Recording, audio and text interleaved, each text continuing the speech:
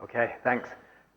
Hi, everyone. So this is a talk about some work that we've been doing for a few years on how people make decisions.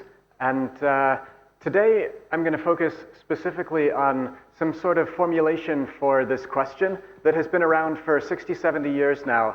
And most of the questions that make sense from a computer science standpoint are uncovered and haven't really been looked at.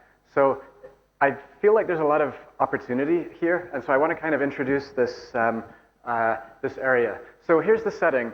You are in Venice, and you have to go to dinner. You have a set of restaurants that are available to you. You have no boat, and so there's a finite set, and you have to choose exactly one of the restaurants. And so we're going to be looking at this finite universe. You're given a subset of the universe that you have to choose from. You have to make a single selection, and you can't choose nothing. And so in this setting, it's certainly the case that people may not be rational about how they make those choices. So there are many examples from psychology about irrationalities that are commonly observed that can have quite large effects on people's choices. And at least for today, we're not going to look at the irrationality side of it. We'll assume rational actors. And then even if people are behaving rationally, typically people evolve and may become bored with a place or may be in a mood for a certain place. That also, we're not going to look at today. We're going to look at stationary choice models. And so we're going to focus on, there's a set of users who are behaving consistently and behaving rationally. And once we do that, still we're in a world that's quite rich. So here's an example. Here's three people, John, Beth, and Steve, and each of them has a particular characterization of how they behave and how they make decisions about restaurants. And so I will characterize each person with a vector over the whole universe of places, saying how much value or utility this user will derive from choosing that place. And now, when there's a particular slate of options, maybe the first, the third, and the fourth, then John will choose the first one because he values it the most and he's behaving rationally. And Beth will choose the fourth one, and Steve will also choose the first one. So that's the setting that we're operating in. So just to go back again? Yeah. Yeah. Each dimension is one place, and this is the user's utility for the place. So this is called the randomized utility model. And just to specify it completely, we have utilities for each user. They're drawn from a utility distribution. And it's just what Prabhakar said. There's, the distribution is over vectors of values, and each user will draw value from that distribution. And then when I'm offered a slate of options, I pick the best one for me because I am value maximizing. And typically when this is presented, it's actually presented not in terms of this joint distribution over values, but it's assumed that there are some underlying values for the places that are fixed, and then the distribution is over deviations, joint distribution over deviations. These are, of course, equivalent. And so, sorry? In the alternate presentation, the underlying values are fixed, but then everybody has noise that's drawn from a joint noise distribution, and you can just view that as the difference from the fixed underlying if you choose to. And so at a couple of points, we will talk about why a particular algorithm works well for a particular distribution of the noise. So I have to sort of specify that there's either approach is possible. Okay, so a couple of observations on this framework. The first one is, so if you're given the slate of alternatives and you're given this distribution of values, then the outcome will be computed as what's the likelihood that the user will choose each thing in the slate, and that's just the integral over this value distribution of that element having the maximum value. So if I have, yeah.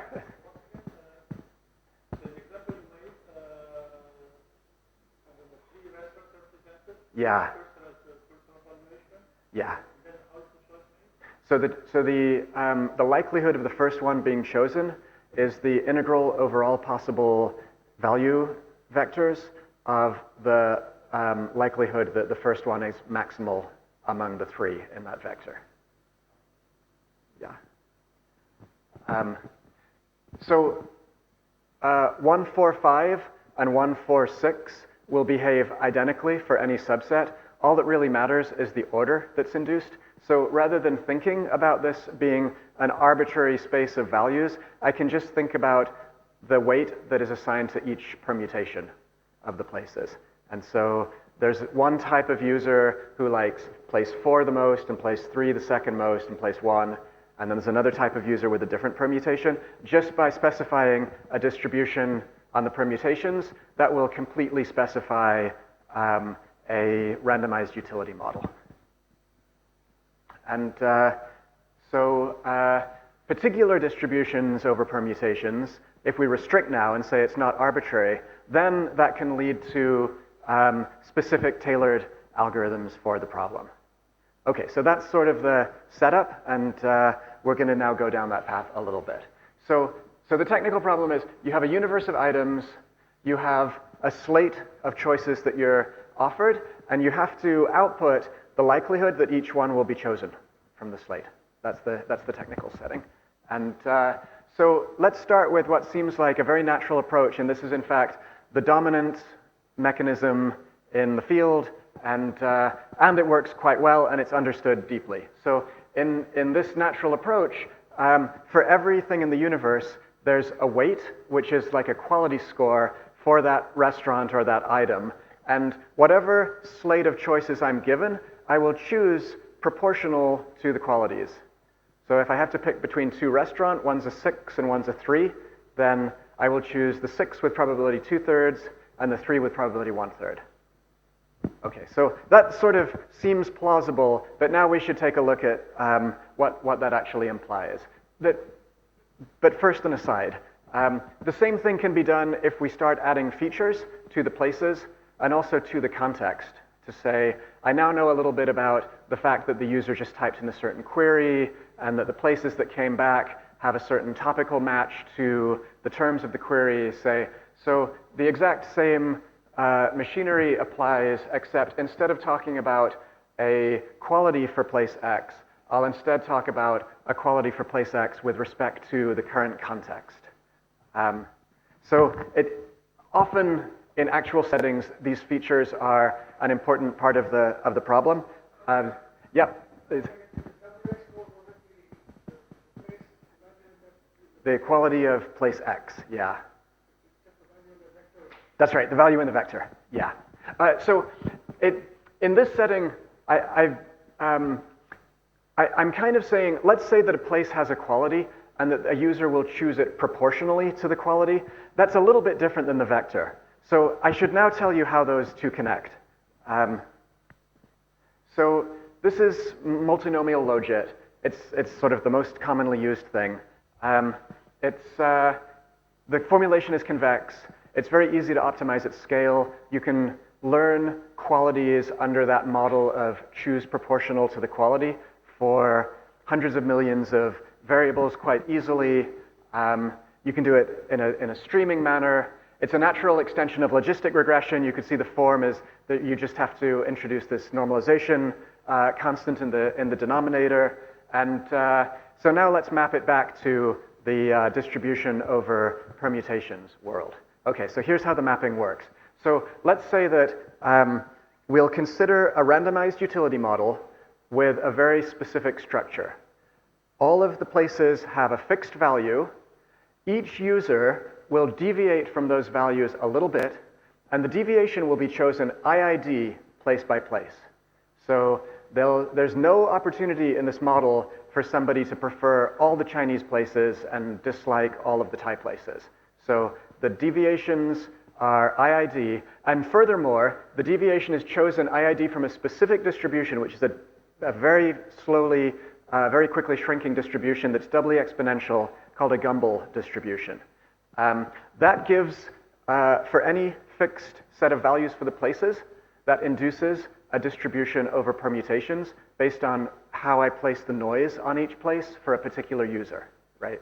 And so if I have this restricted class of randomized utility models, then the optimal model to predict what someone will choose is exactly the multinomial logit, and it goes both directions. In fact, it's even possible to derive multinomial logit from that particular specification of a randomized utility model.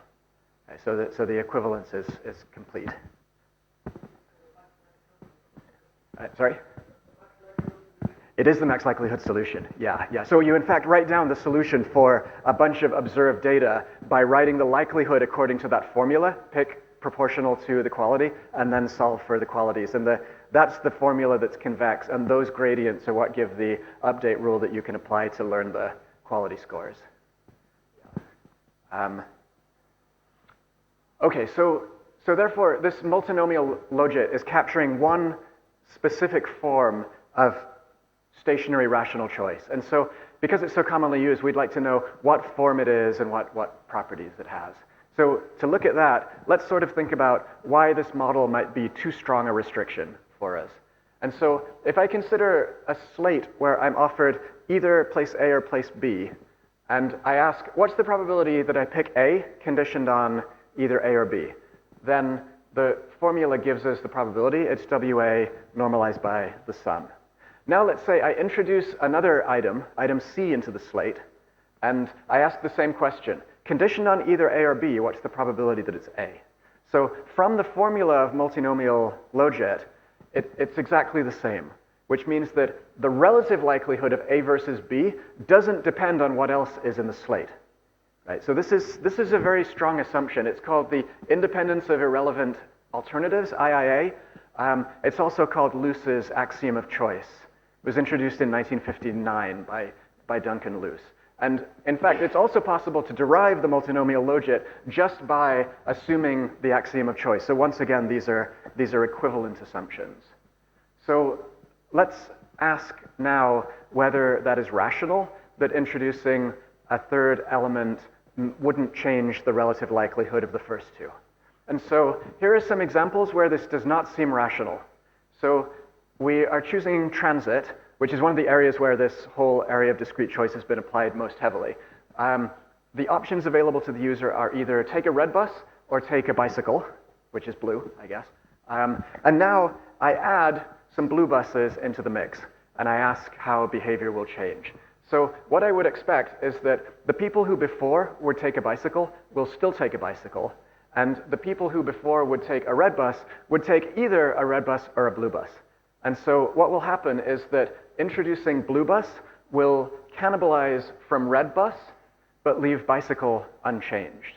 So the relative likelihood of red bus and bicycle will be changing, making bicycle relatively more likely. So our expectation would be that axiom of choice would not hold in this setting. Similarly here, when I introduce a third option, I would expect that, although this is changing so quickly, I don't really know what I'd expect anymore. There's a vegan restaurant and there's a steak restaurant. People have to decide which one to go to. Now I introduce another steak restaurant that serves slightly larger and slightly redder steaks. And so I expect that everybody from the middle one will defect to this new one, and everybody from the vegan place will stay. So once again, this completely would violate the axiom of choice. So let's just write down an example to show that this broad framework that we have of randomized utility models and stationary rational choice is in fact able to express things that don't have axiom of choice. So here's three types of users, and here's three possible transit modes. And so you can imagine when the slate is red bus and bicycle, there's a 50-50 split because users of type 1 will all choose bicycle, and users of type 2 and 3, which represents also half the users, will all choose red bus. But when I introduce blue bus, then I still have the same 50% of users choosing bicycle. And the bus users will split between red and blue because they don't care. So this is an example where multinomial logit would not actually capture these observations well because they don't follow axiom of choice. Okay, so let's take a brief historical detour. So this is Duncan Luce himself, who passed away in 2012. We love him because he's the guy who introduced the term clique to mean a complete subgraph to us. But he developed this axiom in 1959, working on discrete choice. Earlier work had sort of set the stage. So in Arrow's social choice theorem, IIA was one of the incompatible properties of a social choice function. In 1952, there was a two-element version of this multinomial logit model, where you're only trying to choose between two things, introduced by statisticians, Bradley and Terry. But it had been studied earlier in the 20s by Zermelo, who was studying it in the context of how to score people who had played chess matches, and he was studying very specifically this thing about pairwise tournaments. So Luce generalized this to include larger slates, and so it's often called the BTL model, the Bradley-Terry-Luce model now. And then over the next couple of decades, many authors expanded the initial BTL model to multinomial logit, and then to the much larger family of these randomized utility models to characterize all of kind of rational choice behavior. Okay, so we have multinomial logit. It works great. It's super scalable. It comes along with this baggage of requiring the axiom of choice. And so we should ask whether, in practice, axiom of choice actually holds or not. So if it doesn't hold, then this beautiful setting we have where we can run these multinomial logit models is out the window. And so in 2000, the Nobel Prize was given to Daniel McFadden for, this is the quote from the Nobel Prize Committee, development of theory and methods for analyzing discrete choice. And that meant extending beyond the axiom of choice to more complex environments. So the models become a lot more complex mathematically. Computationally, they're intractable. They're solved only by simulation. And they also require typically some deep understanding of the domain that comes into actually specifying the model. So the only thing that is in between the multinomial logit and this full body of rich choice families is something called nested logit, which is essentially kind of a hierarchical version of the multinomial logit. So, so that leads us to the question whether it actually holds in practice. The results are kind of mixed, sometimes yes, sometimes no. Daniel McFadden presents a beautiful characterization of the situation here. He says, it is clear from many experiments that the conditions under which the choice axiom holds are surely delicate, which I think sums it up nicely to mean we really don't kind of know very well. We did a study of actually restaurant choice using a series of different statistical tests to see whether the axiom holds. And all of those numbers should be 0.05 if it holds. And you can see, depending on the test, that there's a little bit of deviation, but not a lot of deviation. In certain settings, we found things where the level of deviation was much higher. And I'll show you a couple of results in a minute about what kind of structures emerge if you weaken the axiom. So let me first, though, kind of finish the picture. So we have multinomial logit is our simplest model. It implies axiom of choice. It means every place has a quality score, and whatever slate I have, the elements are chosen proportional to the quality score.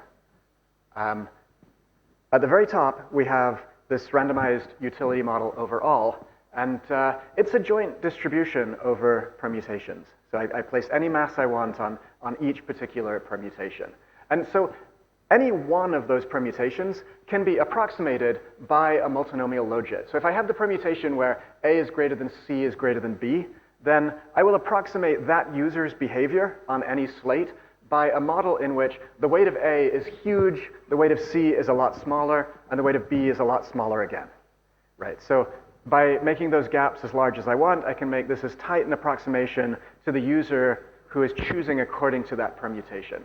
And so any randomized utility model, meaning any formulation of rational choice, can be approximated as a mixture of these logits, of multinomial logits, But there's no good algorithm to learn these. So this is one of the big open problems. Is it possible to learn these structures efficiently? We do have the following theorem. For any rum and any epsilon, then in fact, you can sample n squared over epsilon squared, poly many permutations, and generate a new rum that only has support on that subset, and it will perform within epsilon on any subset. And so rather than needing to think of a randomized utility model as having the complexity of a distribution over all n factorial permutations, we can instead think of it as a polysize structure, or at least the polysize structures are dense in the set of all the permutations. Okay, so that's the representational question. So far, we've talked about rum and talked about approximating it by a mixed logit. And so now we have some structure that we could try to learn, although we don't have an algorithm to learn it, to figure out any choice behavior. And then we've talked about multinomial logit as being a highly efficient version when axiom of choice holds. And so it's natural to ask, is there anything in between these two? So let's look at some of the problems that came up with IIA, or the axiom of choice. So we have that guy on the left, we select him with probability 2%, and then we have this person on the right, we select with probability 0.98%, and now we introduce this third candidate. And what we expect to happen is that there's preferential cannibalization of Hillary towards Bernie. And so really, the structure that we should be thinking of is not this depth 1 tree of alternatives in a multinomial logit, but it's a depth 2 tree where first the user selects Republican versus Democrat, and then if the user selects Democrat, then 50-50, the user will pick one of those two Democrats. And so if we removed Bernie from the slate, then the likelihoods would look like 0.02, 0.98. If we add him back in, then it looks like 0.02, 0.49, 0.49. So this nested structure does not follow axiom of choice, and in fact captures our intuition for what should happen in this kind of scenario where there's sort of a nest of alternatives.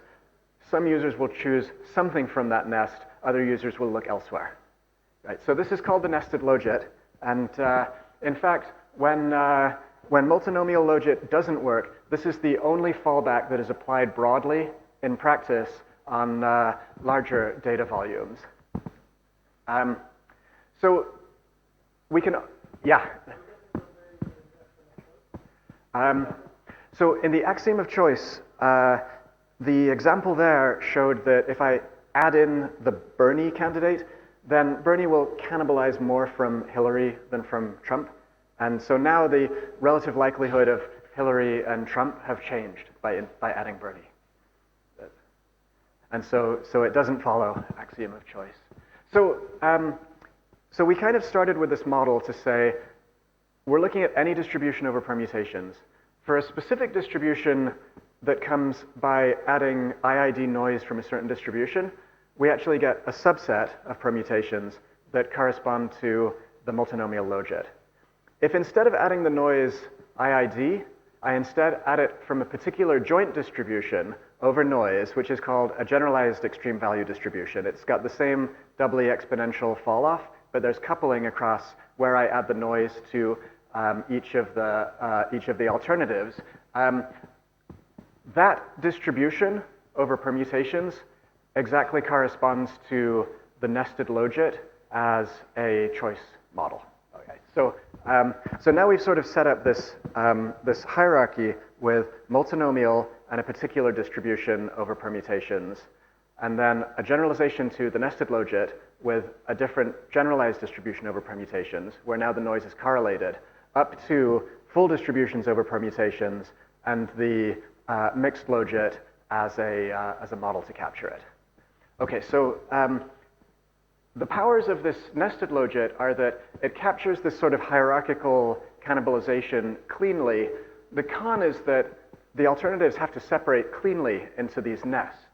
And so the problem to ask is whether we can efficiently learn the structure of trees like this. So right now what's done in the literature is a tree is proposed from the intuition of the researcher. And then it's possible to train a model once the tree has been pre-specified. And then there are tests statistical tests that can determine whether introducing this tree provides an improvement over the axiom of choice or not. And so that's kind of the state of the art for practice. It doesn't really scale to the world of modern data sets where the number of alternatives could be enormous and the structure that you'd expect to find in the data is not really clear on the surface. And so there's a natural question about how to learn these things. So we have some algorithms that will automatically construct a nested Logit tree under a particular oracle model, which can be implemented just by queries. The algorithm is optimal in the setting, meaning it makes as few queries as possible. We have some modifications for real-world data sets, which allow you to actually induce these trees for real large data sets. And then we have some statistical tests to measure the amount of violation. So here's an example from the subset of queries that are for the various different subtypes of Japanese restaurants. And after running the algorithm, we get this structure here. If all of the restaurants were at depth 1 here, which most of them are, that would mean that the data followed axiom of choice and multinomial Logit would work. But in fact, you see there's a little bit of substructure. Now let's look at a more extreme example. This is music choice, and we're looking at situations in which somebody chose from one of the last 3 songs they listened to listen to again. And we're going to use the genre as the dimensions of the vector, and then see what the structure looks like. And here you can see it's much richer. The nesting is much deeper, and so the way that these different music genres interact and correlate with one another is quite strong. So with that, I will move towards wrapping up. I'll say that you could sort of imagine in a randomized utility model, you would like to know how much data you need to learn about the choices for the distribution of users that you're faced with. And there are some lower bounds. So to recover completely the distribution over every slate, to be able to answer any choice problem with an epsilon requires that you must be able to, even adaptively, get full information on the distributions of at least this many subsets of this size. And so there's a super polynomial requirement on the number of queries that you would need to do to be able to fully recover an arbitrary randomized utility model. And in fact, in a setting in which you're given just smaller subsets, like the user must choose from these 10 links or these 5 restaurants and so forth, then if all the sets have size less than log n, in fact, there are 2 different randomized utility models that have disjoint support over permutations. And so the distance on particular subsets can be arbitrarily bad if you're only given small amounts. And it seems as though that could be even pushed up a little bit higher.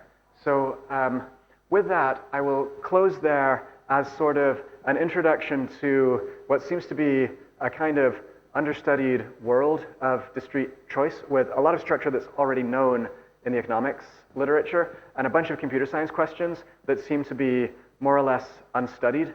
And just as a final comment, I'll say that this thing about users kind of making choices from subsets of alternatives happens all over the place in online services and feels like something where if we had a deeper understanding and we could do better models and we could do something other than just learning a multinomial Logit or learning a deep network for prediction, then it would be great to be able to bring a deeper understanding to that problem.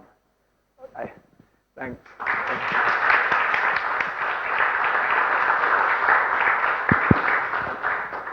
Questions?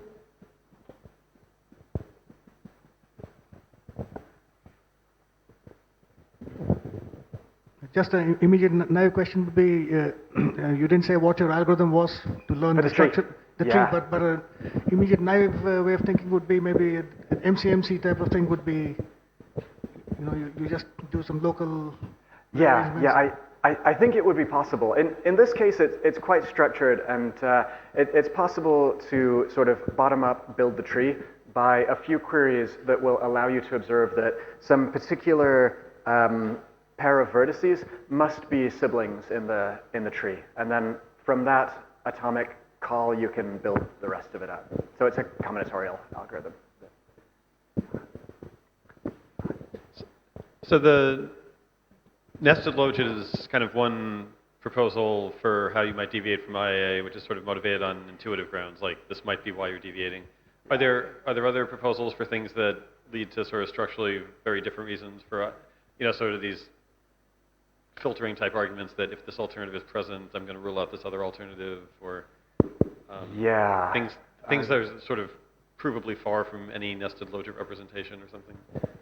So I guess there are a bunch of these different families of restrictions on general randomized utility. There's a fair bit of work that went into things that look like a distribution over, say, a tree where each item can occur in at most k places in the tree, or a mixture over a small handful of trees. But I don't know of anything that ties it to a particular kind of conceptual model about how people make choices, which seems kind of natural, but maybe I don't know the literature super well on it.